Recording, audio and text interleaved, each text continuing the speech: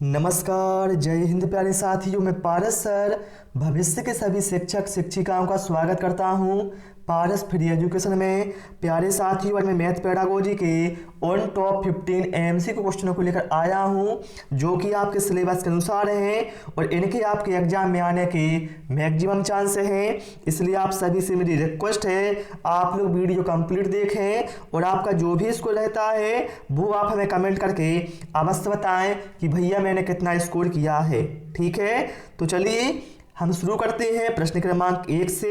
और यदि आपको इससे पहले के सेट देखना है तो वो आपको प्ले लिस्ट में मिल जाएंगी।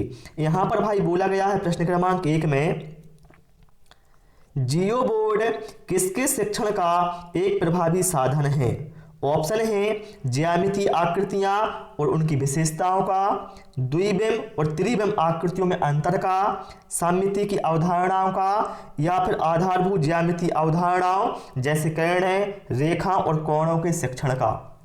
तो भाई ध्यान रखना, जियो बोर्ड आयत, त्रिभुज, वर्ग, चतुर्भुज आदि जो ज्यामितीय आकृतियां हैं और उनकी विशेषताओं के शिक्षण का प्रभावी साधन होता है। इसलिए यहां पर जो हमारा करेक्ट आंसर है वो चला जाएगा ऑप्शन ए के साथ। ठीक है, चलिए प्रश्न क्रमांक 2 पर आते हैं। गणित शिक्षण की विधि जो छोटी कक्षा को पढ़ाने के लिए उपयुक्त नहीं है वो है, बताइए कौन सी विधि है? ऑप्शन है विश्लेषण विधि, व्याख्यान विधि, प्रयोगशाला विधि या फिर आगमन निगमन विधि। तो भाई ध्यान रखिए, जो व्याख्यान विधि है वह एक मनोवैज्ञानिक विधि और शिक्षक केंद्रित विधि होती है। अर्थात जो व्याख्यान विधि है यह छोटी कक्षाओं के लिए उपयुक्त नहीं होगी, क्योंकि हमें छोटी कक्षाओं में बाल केंद्रित शिक्षण विधियों का चुनाव करना होता है, ना कि मनोवैज्ञानिक और शिक्षक केंद्रित विधियों का।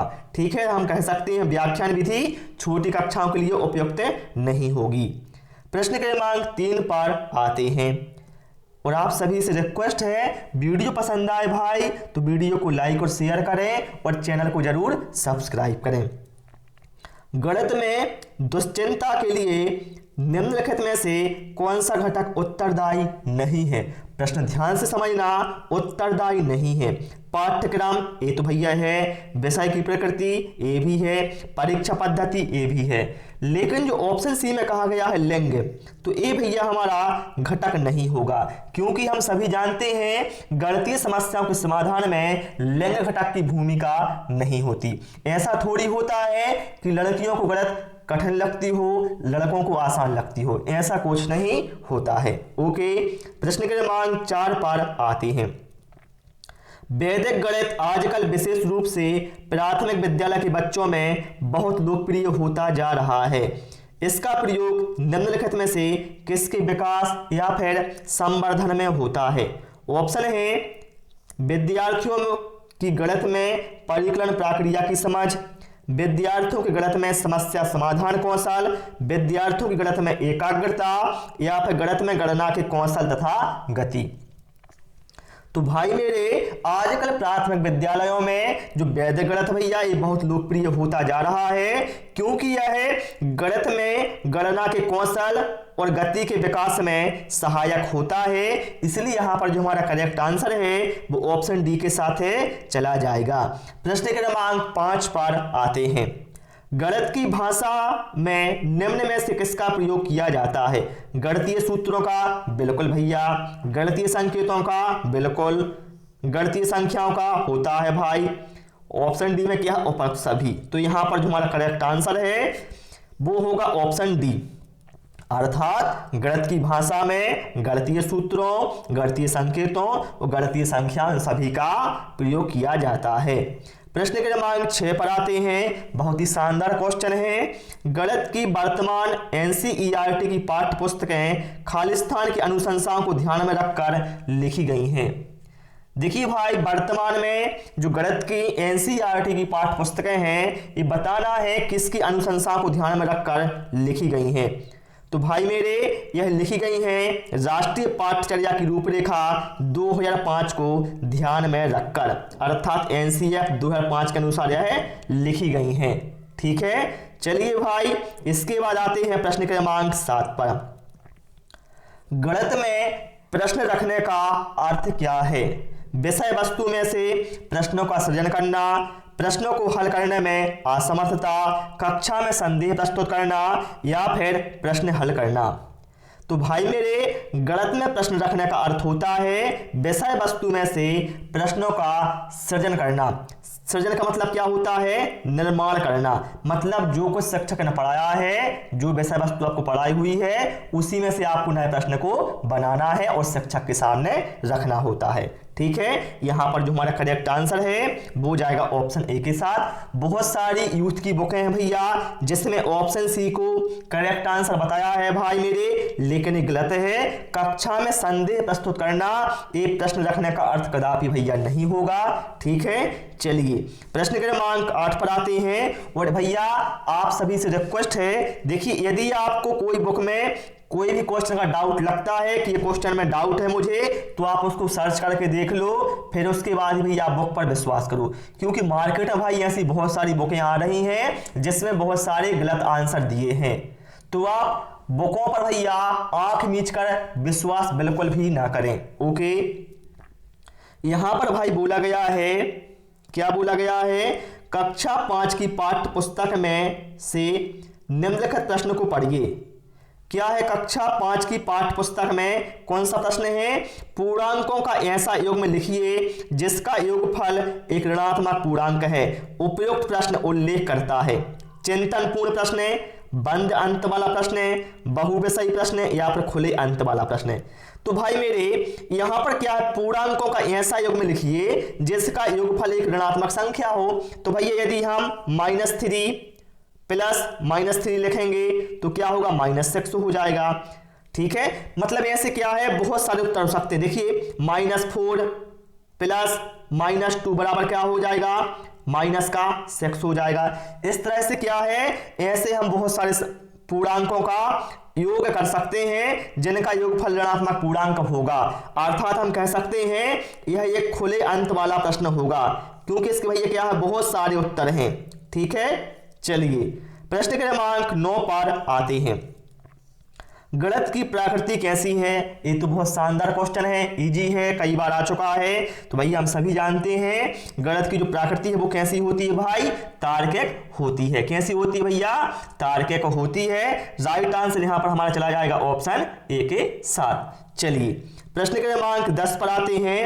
शिक्षा की बैंकिंग मॉडल के लिए निम्नलिखित में से कौन सा सही नहीं है?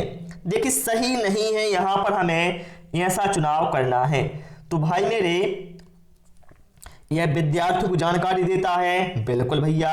यह विद्यार्थियों को ज्ञान देता है, बिल्कुल भाई। यह विद्यार्थियों में कौशल विकसित करता है, सही है। यह विद्यार्थियों को समझ देता है, तो नहीं भाई, यह विद्यार्थियों को समझ देता है, एक गलत है। ठीक है, क्योंकि समझ विकसित करता है ना कि देता है। ठीक है, तो यहां पर हमारा करेक्ट आंसर किसके साथ जाएगा? ऑप्शन डी के साथ। यह सही नहीं होगा। ओके, चलिए भाई इसके बाद आते हैं भैया हम प्रश्न क्रमांक 11 पर।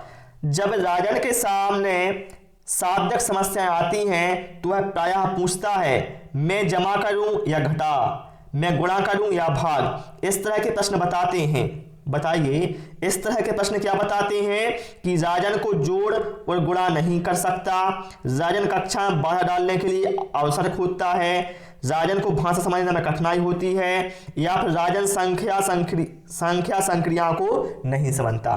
तो देखिए यहां पर क्या है, मैं जमा करूं अर्थात प्लस, मैं घटाना करूं अर्थात माइनस, गुणा और भाग की बात की गई है। और इसमें क्या है, उसे परेशानी हो रही है, तो हम कह सकते हैं राजन भैया संख्या संक्रिया जो होती हैं हमारी, जोड़ना, घटाना, गुणा और भाग, इनको नहीं समझता है। इसलिए यहां पर जो हमारा करेक्ट आंसर है भाई वो ऑप्शन डी के साथ चला जाएगा। चलिए प्रश्न क्रमांक 12 पर आते हैं भाई। कहा गया है मूल्यांकन के कितने सोपान होते हैं?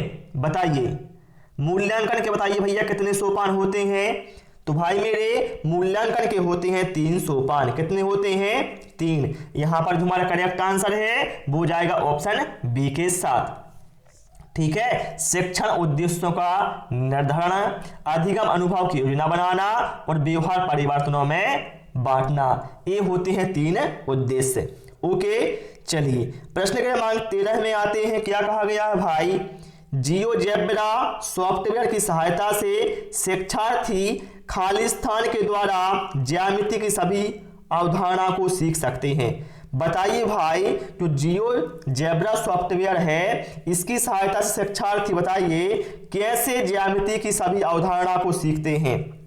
किसका इसमें यूज होता है? तो भाई इसमें यूज होता है खोज परख उपागम का। यहां पर जो हमारा करेक्ट आंसर है वो चला जाएगा ऑप्शन ए के साथ। ठीक है, चलिए प्रश्न क्रमांक 14 पर आते हैं।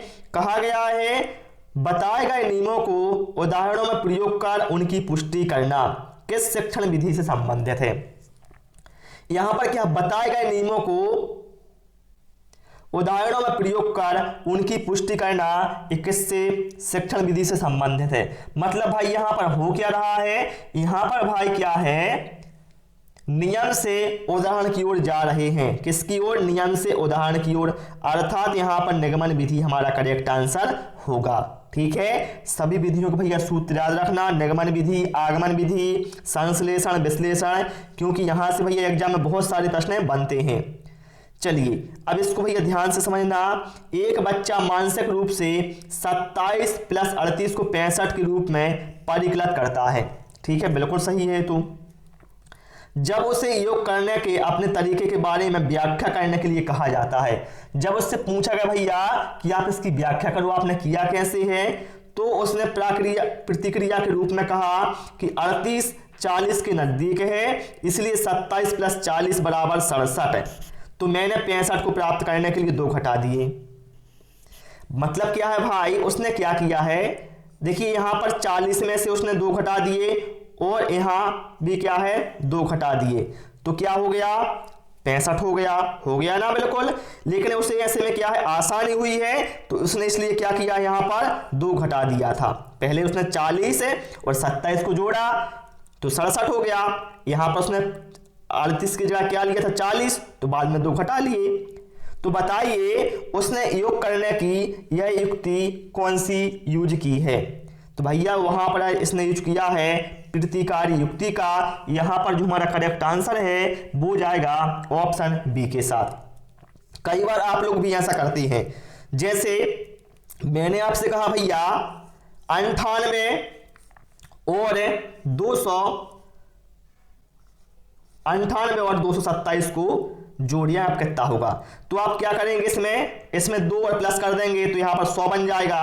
तो 100 में 227 जोड़ा तो कितना हो गया 327। ऐसे में क्या आसानी हो गई, लेकिन यहां पर जो है 98 में 2 जोड़े थे वो बाद में माइनस कर देंगे तो 300 कितने हो जाएंगे 325 हो जाएंगे। इस तरह से आसान हो जाता है।